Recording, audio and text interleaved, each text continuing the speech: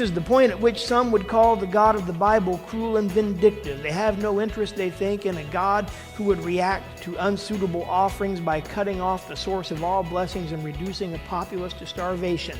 They believe that such a God is evil.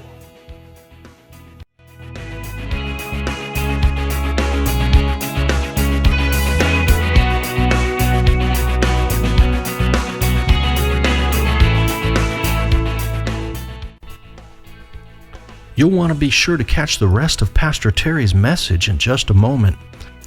But first, we want to thank you for tuning in to the Indian-run Christian Church broadcast with pastor and author Terry Bailey. This broadcast is also produced as a free podcast, which you can find on iTunes or become a subscriber through our website. We'll have more information at the end of the broadcast, but for right now, let's join Pastor Terry as he preaches this insightful message.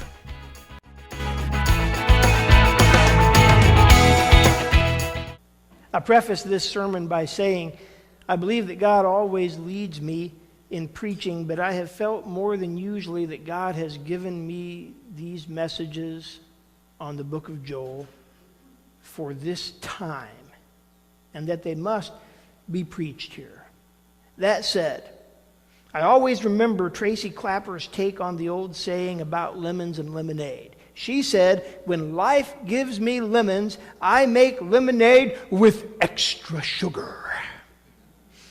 I think it's an admirable attitude. This determination to turn adverse circumstances into something good. It can become less admirable, say, when commercially minded individuals say, show me where there's war and I will show you how to make money. Show me a region devastated by a hurricane and I will teach you to make 300% profit on plywood and bottled water. We find it less admirable then because it turns to capitalizing on the suffering of others. There's a line that any of us can cross where what was admirable, at least as an attitude, becomes despicable in action. Many people accuse God of crossing that line pretty often. Of course, the people who generally make the accusation don't really believe in God anyway. Their point is, if such a God existed as portrayed in the Bible, he would be despicable, a villain, a monster. Obviously, I think differently. And I will say that the attitude and actions of God as portrayed in the book of Joel are one of the points at which such a disagreement occurs. Before I go further into that, I feel like I have to set the stage a little bit.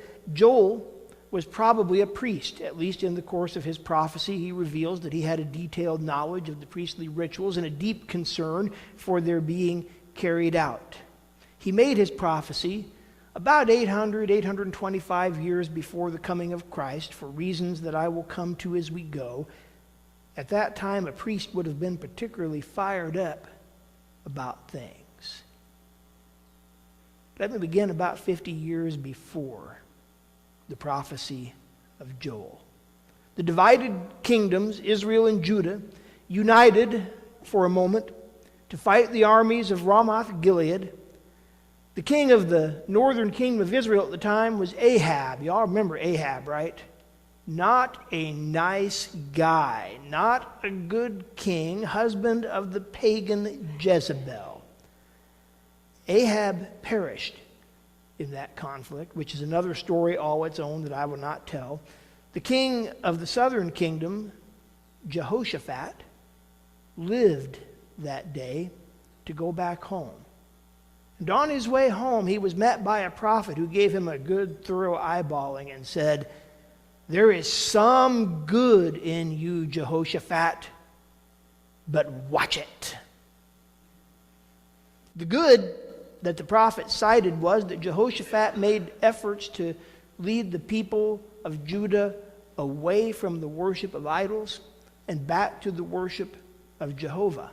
The problem that the prophet cited for Jehoshaphat was that he had a tendency to rely on other allies when he should have had faith that God alone was enough to give him victory, having made an alliance with Ahab, the wicked idolatrous king of Israel, was an example. Why should you help the wicked, the prophet asked, and love those who hate the Lord, and so bring the wrath on yourself from the Lord? But there is some good in you, for you have removed the Asheroth from the land and set your heart to seek God. There is the good and bad in Jehoshaphat, and you'll find all this in the 18th and 19th chapters of the book of 2nd Chronicles. Jehoshaphat was commended for the good he did and would still do, but he was strictly warned about a weakness in his character, that if he did not guard it, would undo the benefits of all the good that he would ever do. This is an appropriate warning for us all. A short time later, the Moabites and the Ammonites formed their own alliance to go to war against Jehoshaphat. And the intelligence brought to the king of Judah was that this alliance produced an army so numerous and well-equipped that Judah did not have a chance. And here, perhaps with the prophet's words still ringing in his head, Jehoshaphat did well. He prayed and he fasted, and he called on the entire nation of Judah to join him in praying and fasting in the face of this imminent attack. And the prophets announced that God had heard their prayers and that Jehoshaphat did not even need to prepare to fight. All he had to do was lead the people out onto the field to watch as God destroyed the enemy with his own hand. And Jehoshaphat did lead the people onto the field with a choir singing the praises of God rather than chariots and infantry. And God raised up dissensions among the invading army and set them against one another. And they defeated themselves. Now at this point, the good in Jehoshaphat seems to be way ahead of the weakness, but he had barely gotten back to the palace before he had thought about things some more, and he sent messages to the northern kingdom to make another alliance. It was like, yeah, God really came through for me this time, but it's a scary world and allies can't hurt, right? As part of that deal, Jehoshaphat married off his son Jehoram to Athaliah, the daughter of Ahab and Jezebel. This did not set well with God. In the normal course of human events, Jehoshaphat died. Jehoram became king. Urged on by his wife, his first official act was to murder all his brothers so as to eliminate any possible competition for the throne. He murdered some other prominent citizens of the kingdom for the same reason, so that no one would be there to criticize or stand against him. Also, with his wife's encouragement, he undid all the good that his father Jehoshaphat had done, reinstituting the worship of the pagan idols in the kingdom of Judah. God removed the hedge of divine protection, and the short reign of Jehoram was marked by revolts, military losses, and a debilitating and ultimately fatal sickness that it says God visited on the king personally.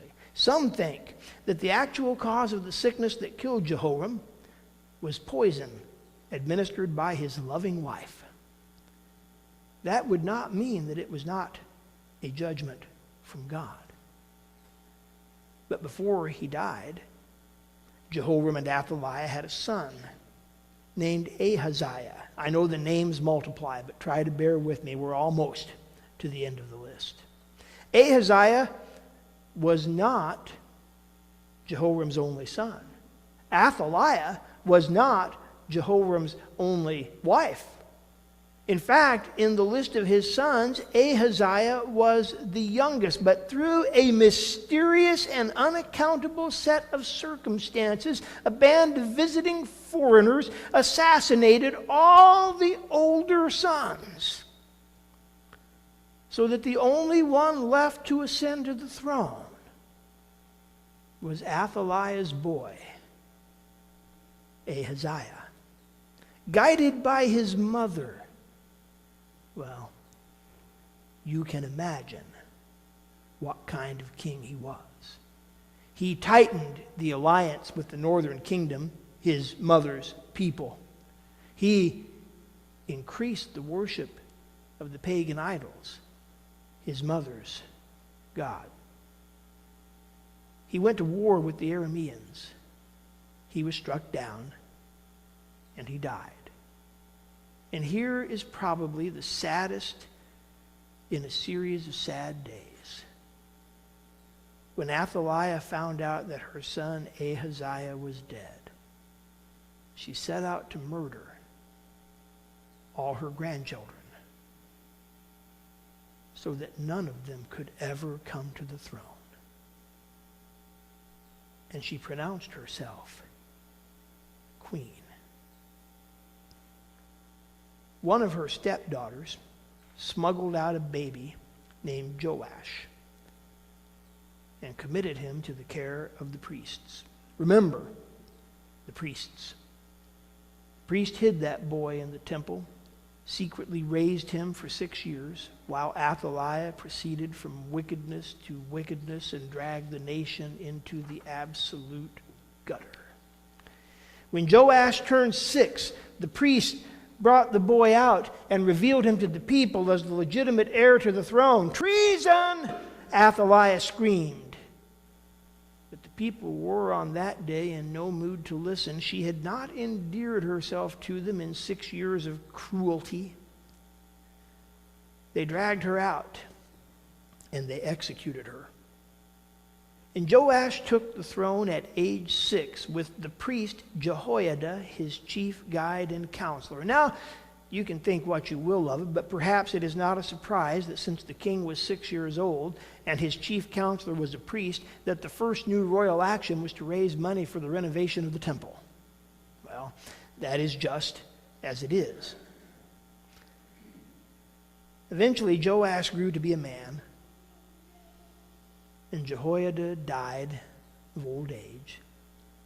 And certain leading citizens, perceiving that their time had come, sought an audience with the king and explained to him why he should let the people go back to worshiping the pagan idols. Now, I can't take the time to go through this in detail. What I need you to understand is that this was an economic move. These people came to the king and they said, if we let the people have their idols, we will make out like bandits. Money, money, money, money, money.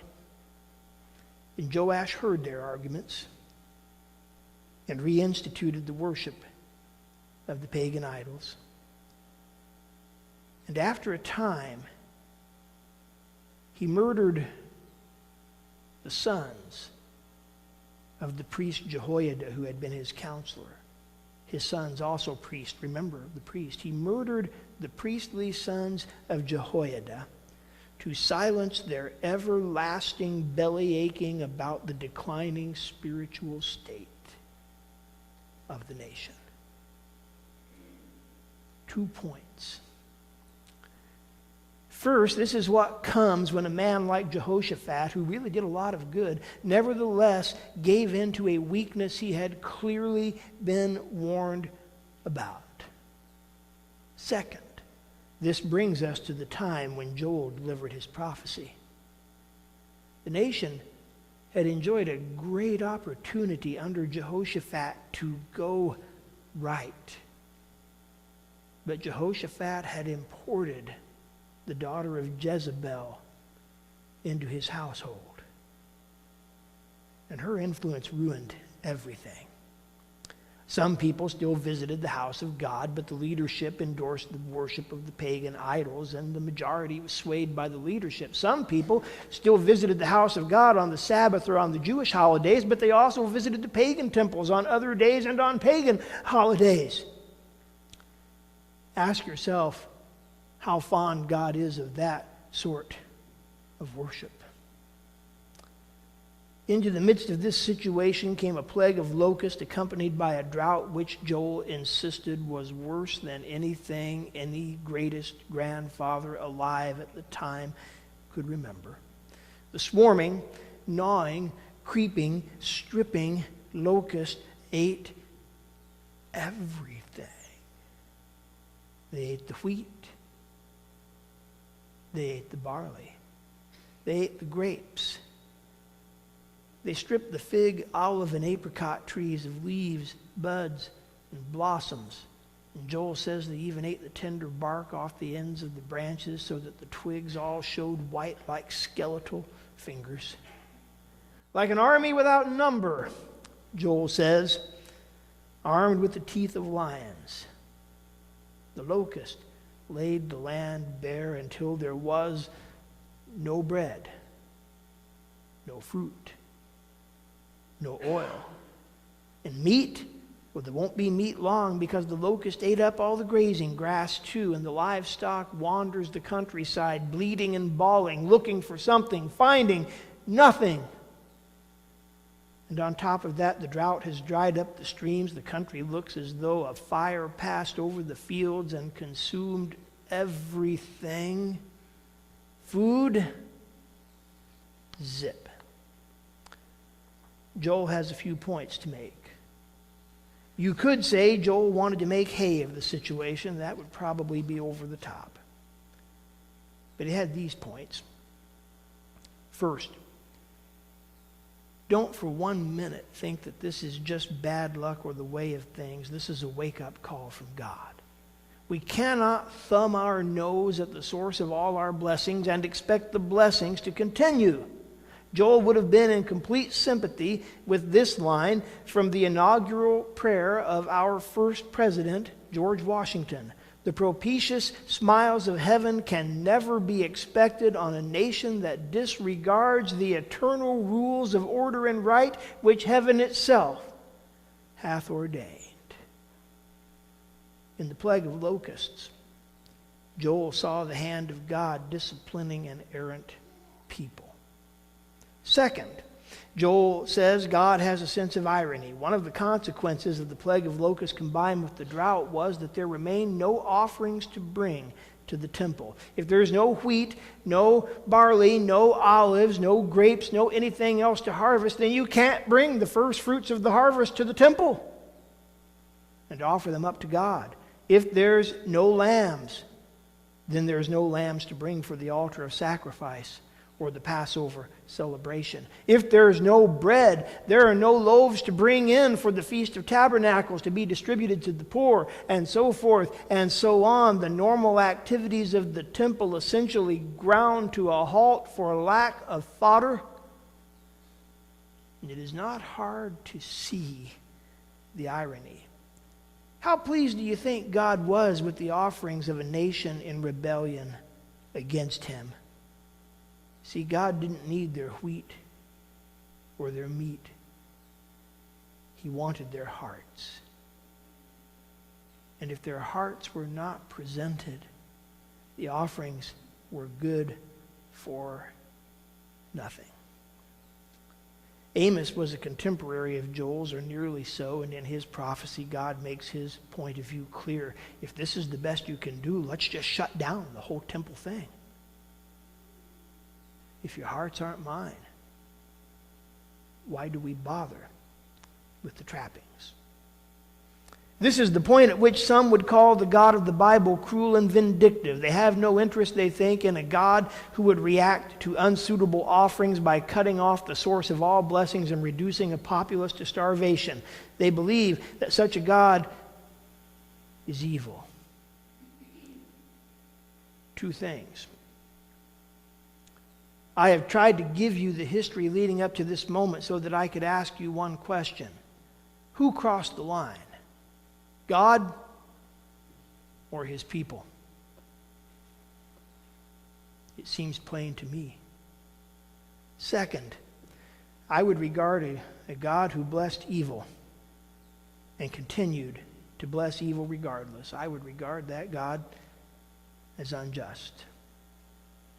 In time and eternity, righteousness is good for us and evil is not. We think often enough that we want evil to cease, but we don't think we want God to do anything about it, because then we call him a big meanie. No wonder Jesus said, "You are like children who won't dance no matter what tune is played." Joel's third point. And in this I come to what I tried to set up in the beginning, lemons and lemonade. What do you do when God cuts off all your food? Verse 14. You consecrate a fast. Well, duh. I mean, as long as you got to go hungry anyway, right? But Joel is dead serious.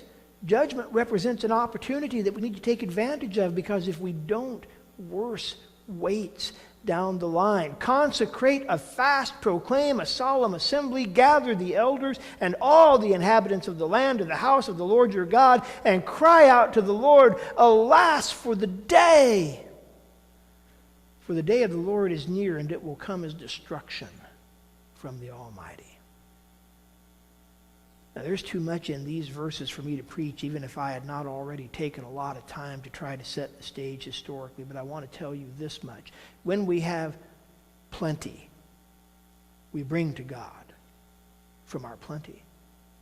And when we have little, we bring to God from our little. And when we are down to nothing but hunger, it appears that we can bring our hunger to God. Consecrate a fast. Make this time of hunger and hardship holy rather than just unpleasant. Let the hunger and hardship prepare you and cleanse you so that you can offer up an acceptable prayer to God. This is the thing. The hunger and hardship are here because what we were doing was not acceptable. Let the hunger and hardship prepare us to change all that, because it can. If nothing else, the hunger and hardship got our attention when everything else had failed. We're listening now, God. And in the situation described by the prophecy of Joel, the prayer that must proceed from the hunger and hardship begins with these words, alas for the day.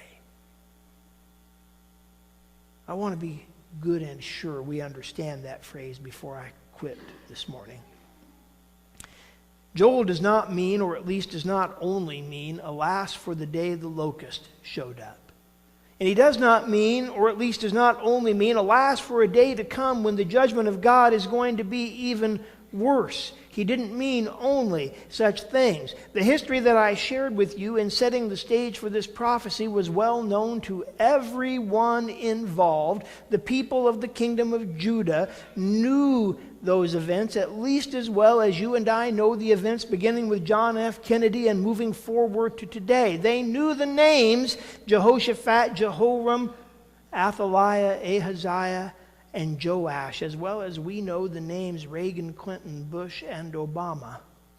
Maybe they knew their last 50 years of history better than we know ours, since we seem to have lost so much interest in history, even recent history. And in their knowledge, they knew that there were many days in the last 50 years for which it should be said, alas. Alas for the day that Jehoshaphat brought the daughter of Jezebel into his household. Alas for the day that Jehoram gave into his wife's voice and murdered his brothers. Alas for the day that the kings reintroduced the worship of the pagan idols. Alas for the way that Athaliah raised Ahaziah. Alas for the day that Ahaziah's brothers were assassinated. Alas for the day that the babies died at the hand of their grandmother. Alas for the day that Joash hearkened to the voice of those who thought there was profit to be made in encouraging ungodliness. Alas for the day when the people bought that lie. Alas for those days, all of them. This is the first step for a nation facing judgment. There must be honest sorrow for the days and the actions that have brought the judgment about. There are further steps, realizations yet to make, things outlined by the prophecy of Joel, but this is where it must begin. The story of the kingdom of Judah moves forward, and we will follow it in weeks to come. But it begins here. Alas for the day. The history of nations is the history of their walk with God, and here is a lesson to be learned without exception. In every nation there is history to be regretted, and judgment comes. And I say this, and I would not say this lightly. Hence, you have not heard me say this exactly this way before. I fear that our day is coming. I fear that it is coming soon. And I cannot see that we have yet taken the first step. Are we truly appalled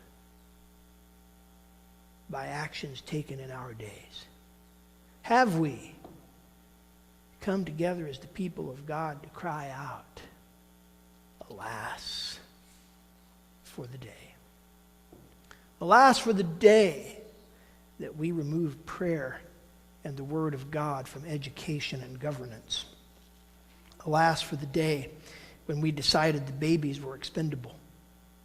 Alas for the day that our hearts shifted from a culture of life to a culture of death. Alas for the day that the very idea of the God-given institution of the family was lost.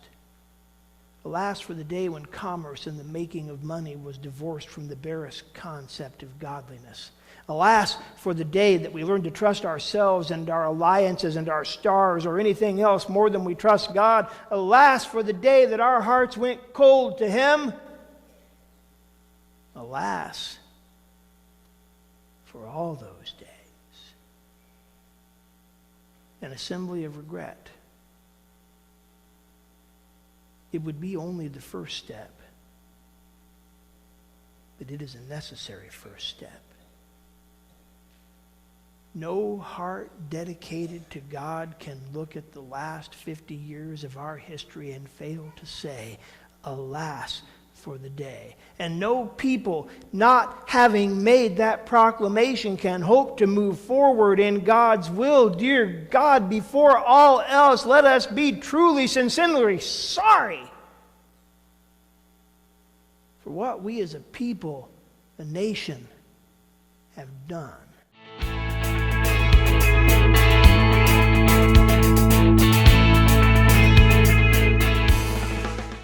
We want to take a moment to thank all of you, our listeners, for setting aside time each week for the Indian-run Christian Church broadcast on this station. You can find out more about the church with a quick visit to our website at www.christforeastcanton.com. On behalf of Pastor Terry and all the folks at Indian-run Christian Church, I pray God's blessing on you and your family.